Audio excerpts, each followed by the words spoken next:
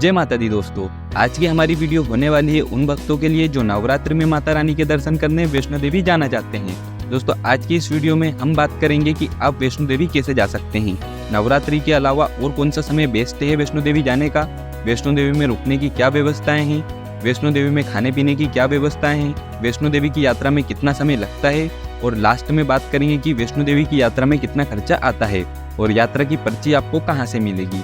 सो दोस्तों इस वीडियो में मैं आपको वैष्णो देवी जाने के लिए लो से लो बजट बताने वाला हूं।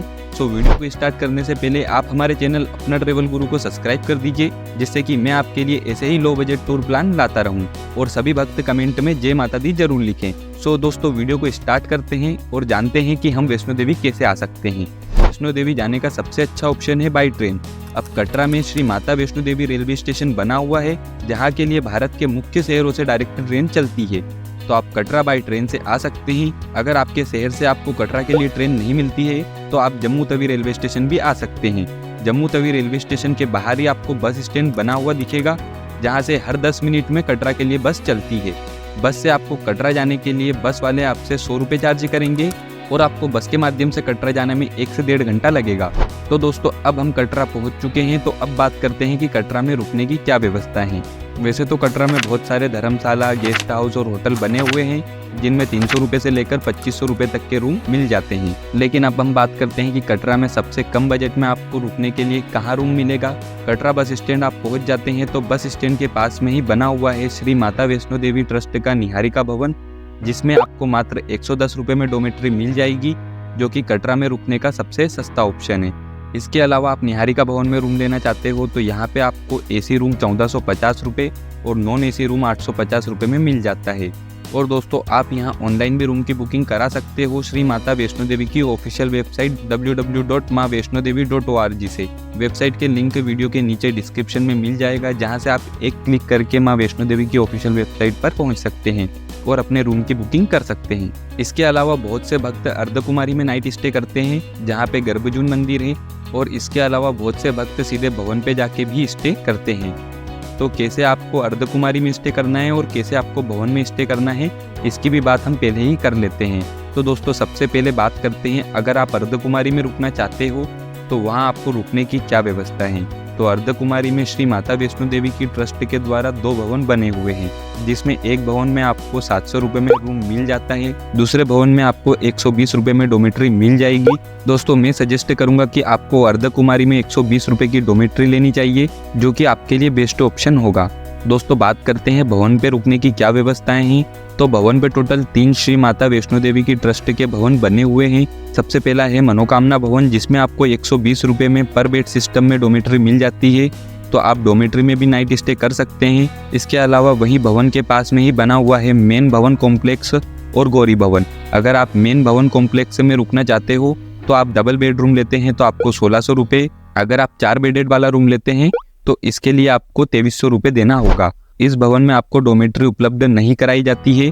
और आप गौरी भवन में स्टे का सोच रहे हैं तो आप 2 बेडेड वाला रूम लेते हैं गौरी भवन में, इसके लिए आपको 800 रुपये देने होंगे।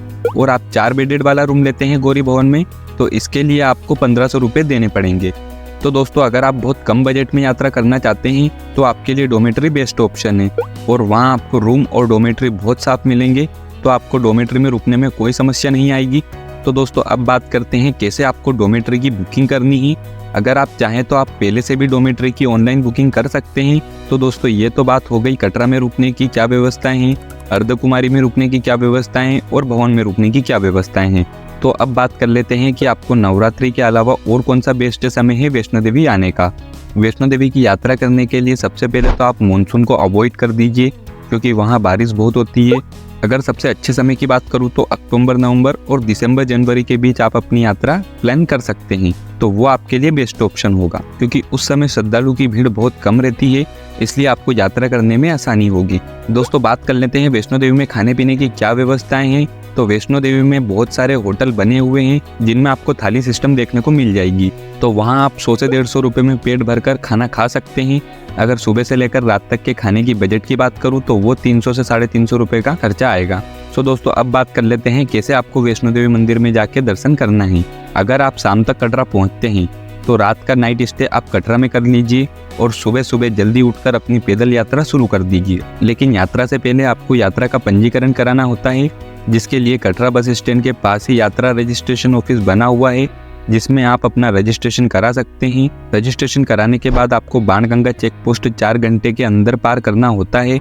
बाणगंगा चेक पोस्ट आप पैदल भी जा सकते हैं और अगर आप चाहो तो कटरा बस स्टैंड से आप ऑटो भी ले सकते हैं, जो 30 रुपये पर पर्सन चार्ज करते हैं और वो आपको बाणगंगा चेक पोस्ट तक छोड़ देते हैं। बाणगंगा चेक पोस्ट पे आपके पूरे सामान की चेकिंग होती है, आपकी चेकिंग होती है और आपके पंजीकरण को स्कैन किया जाता है।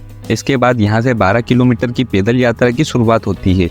जैसे ही आप बाणगंगा चेक पोस्ट पार करेंगे, वहीं थोड़ा सा आगे आपको गुलशन कुमार जी का भंडारा चलते हुए दिखेगा, तो आप वहाँ पर वैष्णो देवी माता का प्रसाद ग्रहण कर सकते हैं। और यहीं से 2 रास्ते हो जाते हैं वैष्णो देवी जाने के। एक नया रास्ता बन गया है जिसे नया ताराकुट मार्ग कहते हैं, और एक वही पुराना रास्ता जिससे आपको अर्धकुमारी और चरण पादुका के दर्शन होते हैं। जो ताराकुट का मार्ग है वो भी आपको अर्धकुमारी में ही जाके निकालता है, लेकिन जो ताराकुट का मार्ग है वो 2 किलोमीटर लंबा है, तो इसलिए मैं आपको सजेस्ट करूँगा कि आप पुराने रास्ते से ही जाएँ, जिससे आपको 2 किलोमीटर कम चलना पड़ेगा। अगर आप नए ताराकुट मार्ग से जाएंगे तो आपको 2 किलोमीटर की ट्रेकिंग ज़्यादा करनी पड़ेगी। सो दोस्तों, आप अपनी यात्रा पुराने वाले रास्ते से चालू करोगे तो आप थोड़ा सा आगे बढ़ोगे तो आपको पड़ेगी बाणगंगा। कहते हैं माता वैष्णो देवी ने बजरंगबली की प्यास बुझाने के लिए बाण चलाकर बाणगंगा प्रकट की थी और उसी से हनुमान जी ने अपनी प्यास बुझाई थी। और माता जी ने अपने बाल भी यहाँ धोए थे, इसलिए इसे बाल गंगा भी कहा जाता है। बाणगंगा से 1.5 किलोमीटर का ट्रेकिंग करने के बाद आप पहुँच जाएंगे वैष्णो देवी माता के चरण पादुका मंदिर।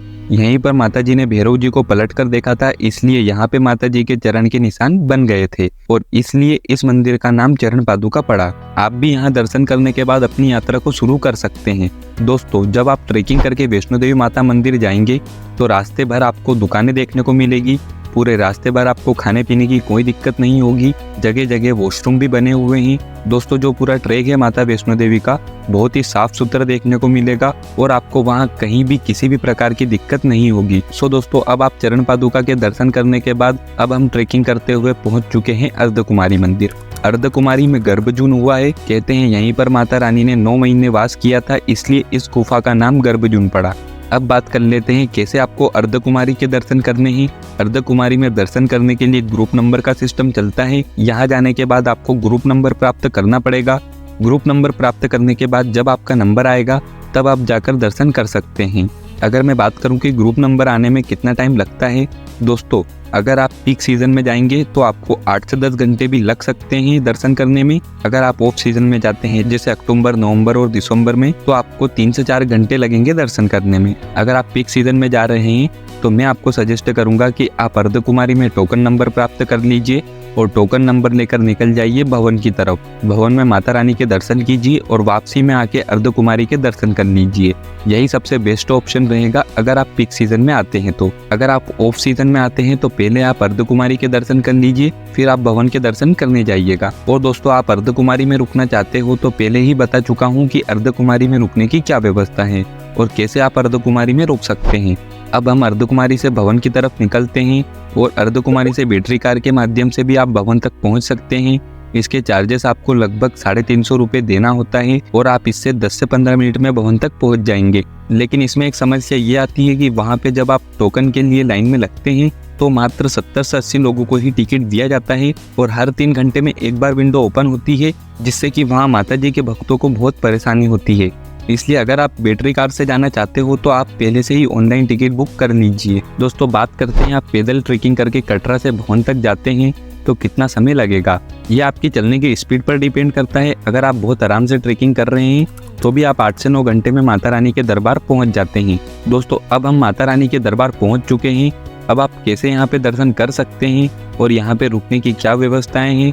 दोस्तों, अगर आप माता रानी के दरबार में शाम के 7 से 8 बजे तक पहुँचते हैं तो आप तुरंत ही वहाँ बहुत सारे वॉशरूम बने हुए हैं, आप वहाँ स्नान कर लीजिए। स्नान करने के बाद आपके पास जितना भी सामान है वो आप रोक रूम में जमा कर दीजिए और माता रानी के जाके दर्शन कर लीजिए।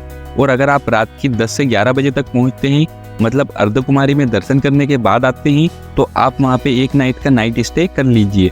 नाइट स्टे करने के बाद आप सुबह सुबह जल्दी उठकर चले जाइए माता वैष्णो देवी माँ के दर्शन करने। दर्शन करने के बाद फिर आप चले जाइए भैरव बाबा के दर्शन करने के लिए। और आप भैरव बाबा के दर्शन करने के लिए आपके पास केबल कार का ऑप्शन भी रहता है, जिसका फेयर मात्र 100 रुपये का होता है, जो कि आपको 15 से 20 मिनट में भैरव बाबा के मंदिर पहुंचा देता है। भैरव बाबा के दर्शन के बाद अगर आप अर्धकुमारी में वापसी में दर्शन करना चाहते हैं तो वापसी में आके अर्धकुमारी के दर्शन कर लीजिए।